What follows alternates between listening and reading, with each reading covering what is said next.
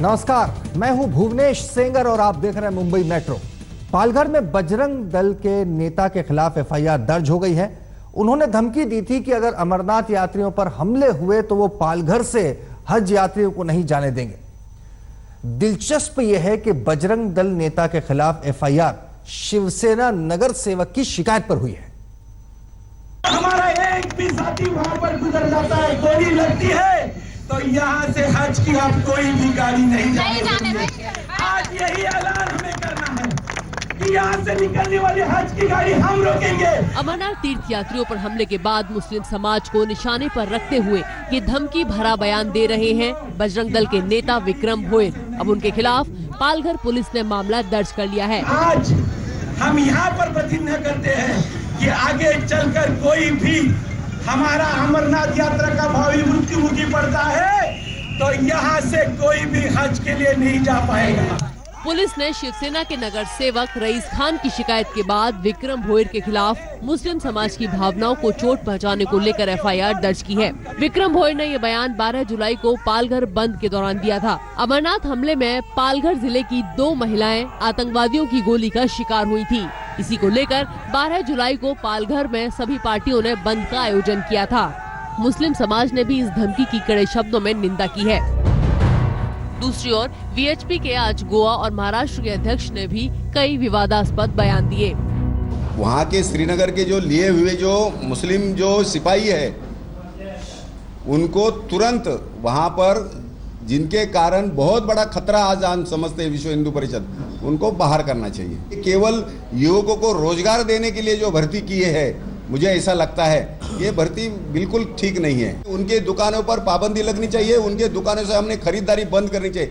केवल नाक दबाने से मुंह खुलेगा। इनको मालूम पड़ेगा आतंकवादियों को कि अपने भाई भूखे मर रहे हैं, अपना परिवार भूखा मर रहा है। इसलिए मेरा कहना ऐसा है कि ये करना आवश्यक है। गायकर ने आगे और भी जहर उगला। उन्होंने अमरनाथ हमले के हीरो सलीम शेख की उस बस के कंडक्टर से भी तुलना की। उसकी तो प्रशंसा करनी चाहिए। वो ड्राइवर ने, उसने बहुत बड़ा राष्ट्रभक्ति का काम किया है। उसने बिल्कुल मतलब वैसा, पर लेकिन उसके साथ साथ जिसने उसको हौसला दिया, जिसने दरवाजा बंद करके रखा 3 गोली लगने के बाद में, ड्राइवर को तो एक भी गोली नहीं लगी, लेकिन जिसको 3 गोली लगने के बाद में भी जिन्होंने अपने सारे भाइयों को बचाने के लिए अपनी जान की बाजी लगाई, आज उसको तो 1 रुपया भी नहीं दे रही है गवर्नमेंट। इसी हफ्ते यूपी में भी एक बीजेपी विधायक ने हज यात्रा को रोकने की धमकी दी थी। पालघर से मोहम्मद हुसैन और मुंबई से कमलेश सुतार के साथ आज तक ब्यूरो। कल नागपुर में कथित गोरक्षकों ने मीट ले जा रहे एक शख्स को बुरी तरह से पीटा था, क्योंकि उन्हें शक था कि वो आदमी बीफ लेकर जा रहा है। समाजवादी पार्टी के नेता अबू आजमी का कहना है कि अगर ऐसी घटना होना बंद नहीं हुई तो इसकी प्रतिक्रिया भी हो सकती है। नागपुर में जिस तरह से मारपीट हुई है एक शख्स के साथ सिर्फ शक के बिना पर, क्या आपको लगता है कि ये महाराष्ट्र में भी अब धीरे धीरे ये जो कल्चर है लिंचिंग का, ये फैल रहा है? नहीं, बिल्कुल। देखिए, जहाँ जहाँ बीजेपी की सरकार वहाँ ये बहुत ज़्यादा हो रहा है और इनका मन बढ़ता जा रहा है, क्योंकि ये लोग एक तो अकेले आदमी को पकड़ के ऐसा मारते हैं बुरी तरह से कि यदि कोई इंसान होगा तो शायद अपनी आंखों से वो चीज़ देख भी नहीं सकता है। पकड़ के आदमी को बांध के जितनी पावर से मार सकते हैं मारते हैं। एक थक गया, दूसरा मारता है, तीसरा मारता है। तो अब कुछ नहीं हो रहा है, सिर्फ बयानबाजी हो रही है। प्रधानमंत्री जी ने भी सिर्फ निंदा किया और बस, और उसके बाद कुछ नहीं हुआ। तो लोगों का मन बढ़ रहा है। ये चीज़ें बिल्कुल बंद होना चाहिए। ये बिल्कुल आतंकवाद से जुड़ना चाहिए। देखिए, लंदन में एक आदमी ने गाड़ी चला के लोगों को मारा, तो ये क्रिमिनल नहीं कहा गया, वो कहा गया कि ये आतंकवाद के केस में पकड़ा गया। पेरिस में इसी तरह से चाकू लेकर दौड़ा के लोगों को मारा, तो वो भी आतंकवाद हुआ। ये बहुत बड़ा आतंकवाद है। पूरे देश में एक माहौल ख़राब हो रहा है। यहाँ तक कि अब लोग मुंबई से लोग छुट्टियों में घर जाते हैं, ट्रेन में बैठते हैं, जिनकी शक्ल सूरत मुसलमान की दिखती है, वो लोग डर रहे हैं कि हम जाएं तो कैसे जाएं, कभी रास्ते में कोई मारेगा। अब ट्रेन के अंदर तो पूरा 70-75 आदमी रहते हैं। अब जो जुनैद को मारा गया, वो एक जुनैद को मारने के लिए पूरी ट्रेन के लोगों ने सपोर्ट किया और उसका मर्डर हो गया। ये देखते हुए देश की हालत बहुत गंभीर और ख़राब होती जा रही है। इससे क्या होगा कि एक्शन के रिएक्शन होगा। देखिए, आदमी सब्र करेगा। जब आदमी थक जाएगा तो फिर आदमी हाथ में कुछ न कुछ हथियार उठाएगा और बदला लेगा इसका। ये इस देश में नहीं होना चाहिए।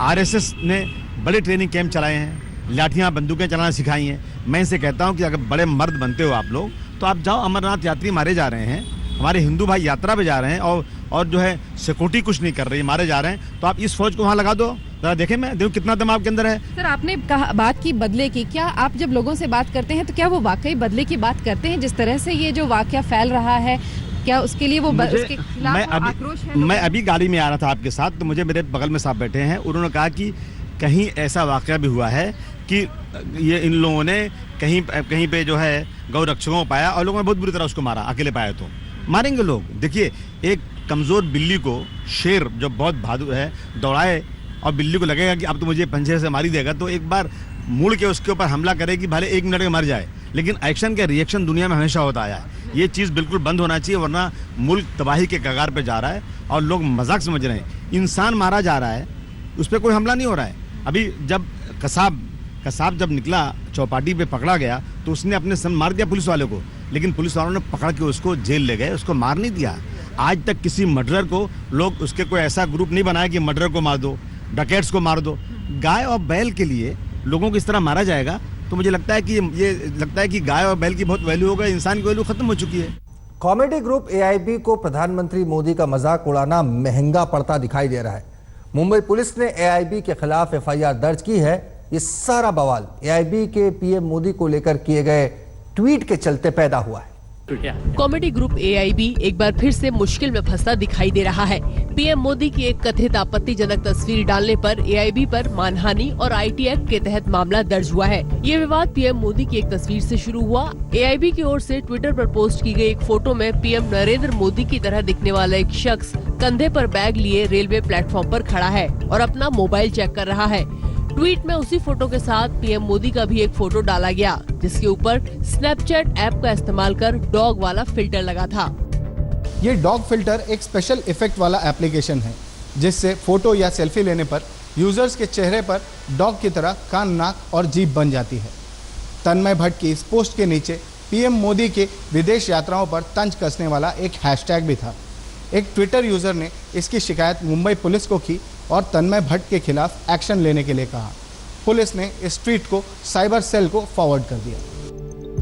AIB के खिलाफ मानहानि और अश्लील मटेरियल को प्रकाशित करने का मामला दर्ज हुआ है। इस मामले पर AIB सदस्य रोहन जोशी ने सिर्फ इतना ही कहा, मैं इस पर कोई प्रतिक्रिया नहीं देना चाहता। हमारे साथ ऐसा माहौल तैयार हो जाता है। इस विवादित ट्वीट के बाद जब तन्मय भट्ट पर सोशल मीडिया में हमले शुरू हुए तो उन्होंने ये फोटो डिलीट कर दी। फिर कुछ देर बाद उन्होंने अपने अकाउंट पर PM मोदी के एक पुराने ट्वीट का स्क्रीनशॉट डाल दिया, जिसमें लिखा था, हमें सार्वजनिक जीवन में ज्यादा हास्य की जरूरत है। तन्मय ने उन पर हमला बोलने वालों को निशाना बनाते हुए एक ट्वीट किया और लिखा, मैं ऐसे जोक बनाता रहूंगा, डिलीट करता रहूंगा, उन पर माफी मांगता रहूंगा और फिर बनाऊंगा। आप क्या सोचते हो, मुझे फर्क नहीं पड़ता। इससे पहले भी साल 2015 में कुछ बॉलीवुड सेलिब्रिटीज के साथ अपने रोस्ट प्रोग्राम को लेकर भी AIB विवादों में आ चुका है। पिछले साल AIB के लता मंगेशकर और सचिन तेंदुलकर की स्नैपचैट वीडियो को लेकर भी काफी बवाल हुआ था। दिव्येश सिंह के साथ शिवांगी ठाकुर, मुंबई आज तक। मंजू शेट्टे मर्डर केस के आरोपियों को आज पुलिस कस्टडी से न्यायिक हिरासत में भेज दिया गया। इन पर भायखला जेल की कैदी मुंज को पीट कर जान से मारने का आरोप है। वहीं भायखला जेल में बंद विधायक रमेश कदम इस केस में चश्मदीद गवाह बनना चाहते हैं। मुंबई की भायखला जेल में बंद विधायक रमेश कदम मंजू शेट्टे हत्याकांड में चश्मदीद गवाह बनना चाहते हैं। उन्होंने मजिस्ट्रेट के सामने धारा 164 के तहत अपना बयान दर्ज कराने की अपील की है। कदम जेल में भ्रष्टाचार के आरोपों में पिछले 2 साल से बंद है। 23 जून को भायखला जेल में उम्र कैद की सजा काट रही 45 साल की मंजू शेट्टे की अस्पताल में मौत हो गई थी। भायखला जेल के कर्मचारियों पर शेट्टे की पीट कर हत्या करने का आरोप है। इन 6 आरोपियों को 14 दिन की पुलिस कस्टडी के बाद आज न्यायिक हिरासत में भेज दिया गया। जो 6 आरोपी को मजिस्ट्रेट कस्टडी दी गई है, तपास अधिकारी जो थे इन्वेस्टिगेशन ऑफिसर, उनके इन्वेस्टिगेशन में कोई प्रोग्रेस हुआ नहीं था और उनके रिमांड में कोई इसका प्रोग्रेस बताया नहीं गया था और उनको 14 दिन पूरे हो गए थे। इस आधार पर आज न्यायालय ने उनको मजिस्ट्रेट कस्टडी यानी कि न्यायिक हिरासत में भेज दिया गया है।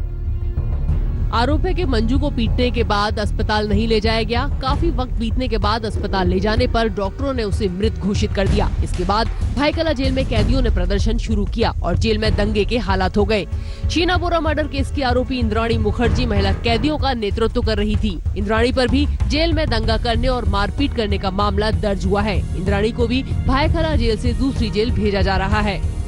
दरअसल भाईकला जेल में मंजुला शेट्टे हत्याकांड की जांच अभी चल रही है और इसी वजह से जांच अधिकारी नहीं चाहते कि आरोपी जेल अधिकारियों को वापस भाईकला जेल में ही भेजा जाए।